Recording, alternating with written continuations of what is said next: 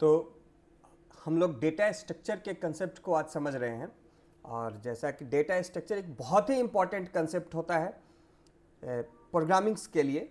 कोई भी प्रोग्राम करें, हम किसी भी तरह का प्रोग्राम करें, चाहे वो हम मॉडर्न प्रोग्राम कर रहे हो, वेब टेक्नोलॉजी से रिलेटेड प्रोग्राम कर रहे हो, या बेसिक कंसेप्ट पे प्रोग्राम कर रहे हो, सिस्टम सॉफ्टवेयर डेवलप कर रहे हो, किसी भी तरह का कोई भी प्रोग्राम कर रहे हो, उसमें डेटा स्ट्रक्चर एक बहुत ही इंपॉर्टेंट पार्ट होता है हमारे प्रोग्राम का।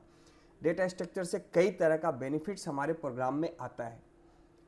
तो डेटा स्ट्रक्चर से रिलेटेड जो कंसेप्ट्स है वो डिटेल्ड कंसेप्ट, डेटा स्ट्रक्चर का बेनिफिट्स क्या है, कैसे क्या क्या डेटा स्ट्रक्चर के पार्ट है, वो हम नेक्स्ट क्लास में करेंगे। आज फिलहाल मैं स्टैक पे हम लोग पढ़ने जा रहे हैं। हम लोग स्टैक एक्चुअली में होता क्या है। तो जैसा हम जानते हैं कि डेटा स्ट्रक्चर जो है वो एक्चुअली में क्या करता है। डेटा स्ट्रक्चर डेटा के स्ट्रक्चर्ड करने का काम करता है, डेटा को स्ट्रक्चर्ड वे में मैनेज करने का काम करता है। It is just like a management of data. तो डेटा का ये मैनेजमेंट है, उसी में कई तरह के कंसेप्ट्स हम लोगों को पढ़ना होता है, जिसमें एक कंसेप्ट आता है स्टैक का। तो स्टैक को अगर हम समझना चाहते हैं कि एक्चुअली में स्टैक है क्या, तो बेसिक कंसेप्ट अगर हम समझे स्टैक का क्या काम होता है, तो जैसे हम नॉर्मल लाइफ में, रियल लाइफ में किसी भी सामान को रखते हैं, जैसे सपोज हम बुक्स रखते हैं किसी बॉक्स के अंदर, तो हम बुक्स को जो बॉक्स के अंदर रखते हैं वन अपॉन अनदर, एक रखेंगे, उसके ऊपर दूसरा रखेंगे, फिर तीसरा रखेंगे, चौथा रखेंगे। इस तरीके से जो हम बुक्स रखते हैं, इस तरह के रखने को कहते हैं स्टैकिंग। और यही हमारा स्टैक का कंसेप्ट भी होता है। तो एक के ऊपर एक रखना, जैसे यहाँ पे आप देख सकते हैं इस स्लाइड के ऊपर एक फोल्डिंग किया हुआ है बैक क्लॉथ्स का, शर्ट को रखा गया हुआ है फोल्ड करके, एक के ऊपर दूसरा शर्ट। तो ये जो रखने का तरीका, this is stacking of folded clothes. तो यहाँ पे स्टैकिंग किया जा रहा है, जमा किया जा रहा है एक के ऊपर एक दूसरे को। तो जब हम इस तरीके से किसी भी चीज को रखते हैं, तो जो आइटम हमने सबसे पहले रखा था, जैसे यहाँ पे जो शर्ट सबसे लास्ट में रखा गया, ये वाला शर्ट, तो जब हमें निकालना होगा तो ऊपर के सारे शर्ट को पहले हटाना होगा और फिर तब हम इस शर्ट को निकाल पाएंगे। यानी जो सबसे पहले रखा गया वो अगर हम निकालने जाए उस स्टैकिंग में से, तो वो हमको सबसे लास्ट में मिलेगा। और जो सबसे लास्ट में रखा गया, जैसे ये शर्ट सबसे लास्ट में रखा गया, तो सबसे पहले यही सब शर्ट हमको मिलेगा जब हम निकालने जाएंगे। तो स्टैकिंग का मतलब यही है कि जो चीज पहले रखा जाएगा वो लास्ट में मिलता है, और जो लास्ट में रखा गया है वो पहले मिलता है। इसी कंसेप्ट को हम अपने प्रोग्राम में डेटा को मैनेज करने के लिए कर सकते हैं, और इसी को हम कहते हैं स्टैक। तो स्टैक एक एल्गोरिथम है, वो डिफाइन करता है कि हम किस तरीके से डेटा को रखेंगे किसी भी एरे में या किसी लिंक लिस्ट में। हम स्टैक का यूज कहां पे करेंगे। स्टैक हमें यह बताता है कि डेटा कैसे रखना है और कैसे निकालना है। तो ये एक रूल है डेटा को रखने का और निकालने का, कहां पे रखना है और कहां से निकालना है। तो किसी भी एरे में रखना हो सकता है या किसी लिंक लिस्ट में रखने का काम हो सकता है। तो जब हम डेटा को किसी लिंक लिस्ट में या किसी एरे में रखते हैं, तो हम कोई ना कोई रूल को फॉलो करते हैं। तो अगर हम इस तरीके का रूल फॉलो करना चाहें, स्टैक के तरीके का रूल फॉलो करना चाहें, तो हम स्टैकिंग या स्टैक कंसेप्ट को यूज करेंगे। यानी हम इस तरीके से डेटा रखें और इस तरह से डेटा को एरे से या लिंक लिस्ट से निकालें कि जो डेटा हम रख रहे हैं सबसे पहले वो हमको लास्ट में मिले। यानी जैसे जैसे डेटा रखा जाए वो लास्ट ऑर्डर से मिलना शुरू हो। जैसे अगर हम किसी एरे में डेटा रखते हैं 5, 10, 20, तो ये सबसे पहले 5 रखा गया, फिर 10 रखा गया और फिर 20 रखा गया। तो जब हम निकालना शुरू करें तो सबसे पहले हम लोगों को मिलना चाहिए 20, फिर मिलना चाहिए 10 और फिर मिलना चाहिए 5। तो अगर हम इस तरीके से डेटा निकालते हैं तो हम इसको कहेंगे स्टैक रूल। यानी जो डेटा हम सबसे पहले रखे थे वो हमको सबसे लास्ट में मिल रहा है, और जो सबसे लास्ट में रखे थे वो सबसे पहले मिल रहा है। तो इस तरह से डेटा के रखने के टेक्निक को या एल्गोरिथम को हम कहते हैं स्टैक एल्गोरिथम। तो अब हम देखते हैं कि स्टैक का जो ऑपरेशन है वो क्या है, इसको क्या इस रूल को जो हम स्टैक में यूज करते हैं इस रूल को हम कह सकते हैं LIFO, last in first out. यानी जो डेटा लास्ट में रखा जाए वो डेटा हमें पहले मिलना चाहिए और जो पहले रखा गया है वो लास्ट में मिलना चाहिए। इधर हम या तो रिमूव करें या निकालें, जो भी काम करें। तो ये रूल जो है इसी रूल को कहते हैं लीफो रूल। अब हम जब स्टैक का यूज करेंगे तो उस स्टैक में हम लोगों को 3 ऑपरेशंस करना होता है, बेसिक 3 ऑपरेशंस। वैसे हम जो कुछ भी चाहे, जो जैसा भी ऑपरेशन करना चाहे हम कर सकते हैं, बट जो बेसिक कंसेप्ट्स है, जो बेसिक कंसेप्ट्स ऑफ ऑपरेशंस है, क्या क्या ऑपरेशंस बेसिकली हम लोग करते हैं स्टैक में, वो है push operation, pop operation and pip operation. यानी पुश एक ऐसा ऑपरेशन है जिसमें हम स्टैक के अंदर एक एक करके डेटा रखते जाते हैं। जैसे हमारे पास सपोज कोई स्टैक एरे हो और उस स्टैक एरे में हम लोग डेटा रख रहे हों।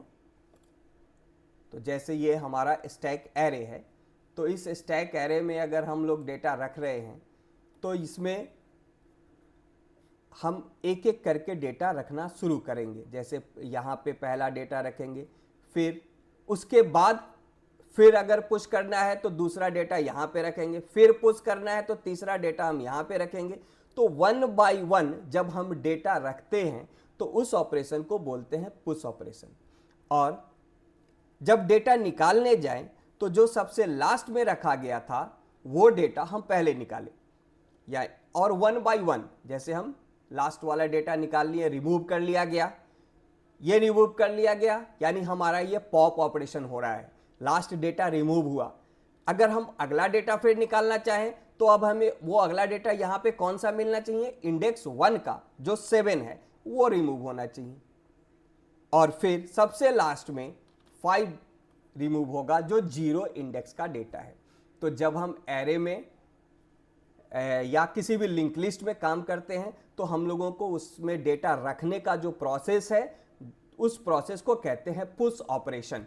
और पुश ऑपरेशन में 1 बाय 1 डेटा को किसी एरे में या लिंक लिस्ट में रखा जाता है। पॉप ऑपरेशन में 1 बाय 1 डेटा को रिमूव किया जाता है या निकाला जाता है। पिप ऑपरेशन में हमारे पास जितना भी डेटा है सारे डेटा को हम डिस्प्ले करें, that is called the pip operation. सबको डिस्प्ले करना, एक बार में देखना या जनरल यूज करना, उसको रिमूव नहीं कर रहे हैं। पॉप में जनरली हम रिमूव करते हैं, बट पिप कर रहे हैं यानी हम डेटा निकाल रहे हैं किसी पर्पज से या हम के डेटा को डिस्प्ले कर रहे हैं। तो ये सारे काम को करने के लिए, पुश ऑपरेशन करने के लिए, पॉप ऑपरेशन करने के लिए और पिप ऑपरेशन करने के लिए, ये सब काम को करने के लिए हम सेपरेट फंक्शन को डिफाइन कर सकते हैं। जैसे यहाँ पे हम एक फंक्शन डिफाइन करेंगे, push function, wide push, int pop भी यूज कर सकते हैं या वाइड पॉप भी यूज कर सकते हैं। वो हमारे प्रोग्राम के नीड पे डिपेंडेंट होता है, कैसा ज़रूरत है कि किस तरह का हम काम कर रहे हैं, उसके हिसाब से हम अपना फंक्शंस डिफाइन करते हैं। पिप ऑपरेशन में हम एक फंक्शन डिफाइन करेंगे पिप का काम करने के लिए। तो ये 3 हमारा बेसिक ऑपरेशन होता है जो किसी भी स्टैक पे हम लोग यूज करते हैं। और इन तीनों बेसिक ऑपरेशंस को करने के लिए हम लोग कम से कम 3 फंक्शंस को डिफाइन करेंगे। तो स्टैक का यूज हम किसी लिंक लिस्ट पे भी कर सकते हैं, किसी एरे पे भी कर सकते हैं। तो अब अगर हम एरे पे स्टैक का यूज करते हैं तो एरे पे यूज करने के लिए हम लोगों को क्या करना होगा, सबसे पहले हम लोगों को एक इंटीजर एरे डिक्लेयर करना होगा। यहाँ पे मैंने इंटीजर एरे डिक्लेयर किया है, बट ये जरूरी नहीं है कि हम इंटीजर एरे ही डिफाइन करेंगे या डिक्लेयर करेंगे। It's depends upon our requirement of the program. जो हमारे प्रोग्राम में ज़रूरत है उसके अकॉर्डिंगली हम लोग एरे का डिक्लेरेशंस करेंगे। हम इंटीजर एरे भी डिक्लेयर कर सकते हैं। अगर हमको इंटीजर डेटा रखना है तो हम इंटीजर एरे डिक्लेयर करेंगे, कैरेक्टर डेटा रखना है तो कैरेक्टर एरे का डिक्लेरेशन करेंगे, फ्लोट डेटा रखना है तो फ्लोट एरे का डिक्लेरेशन करेंगे। यानी जिस तरह का डेटा हम यूज करना चाहते हैं अपने स्टैक के अंदर, हम उस तरह का एरे डिक्लेरेशंस करेंगे। एरे का एक साइज फिक्स करेंगे।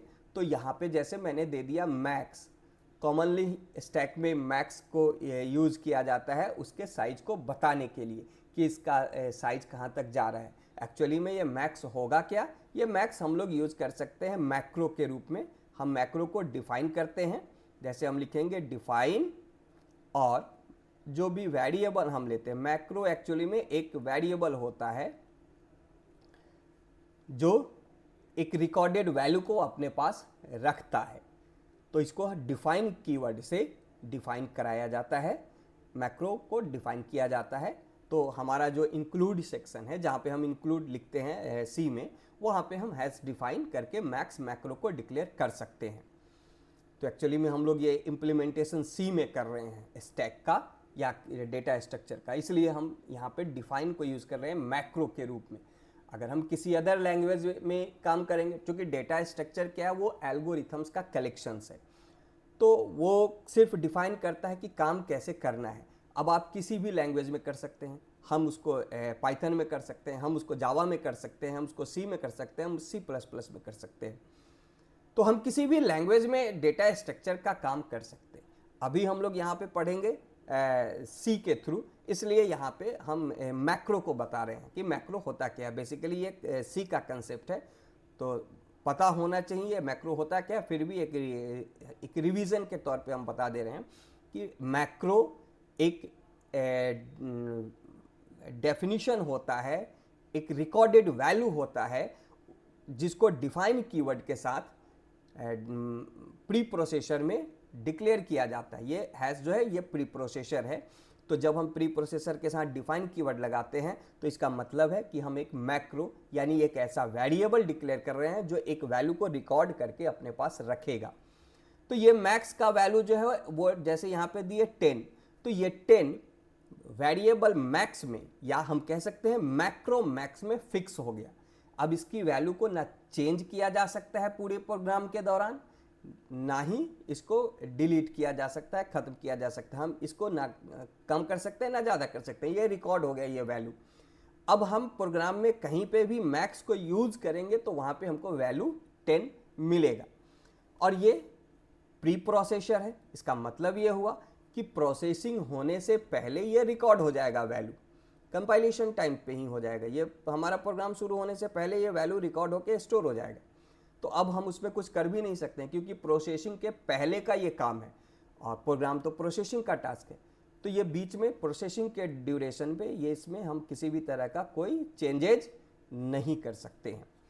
तो मैक्रो हम लोग बना रहे हैं, और मैक्रो जनरली मैक्स हम लोग स्टैक वगैरह में यूज करते हैं मैक्स के नाम से ही, इसलिए मैक्स लिए हैं। कोई ज़रूरी नहीं है कि हम इसको मैक्स ही रखेंगे, हम इसको साइज भी लिख सकते हैं, कुछ भी लिख सकते हैं। तो हम यहाँ पे मैक्स लिए, तो जो हमारा स्टैक एरे है उसका मैक्सिमम साइज क्या हो गया, जो मैक्स का वैल्यू होगा। तो यहाँ जो फोटो बना हुआ है ये 4 तक जा रहा है, यानी कि मैक्स का साइज जो है ये 5 होगा, ये 10 नहीं, ये 5 लिया जाएगा। तो या तब ये 5 तक का ये एरे बना। तो एरे का साइज क्या हुआ 5, यानी मैक्स तक।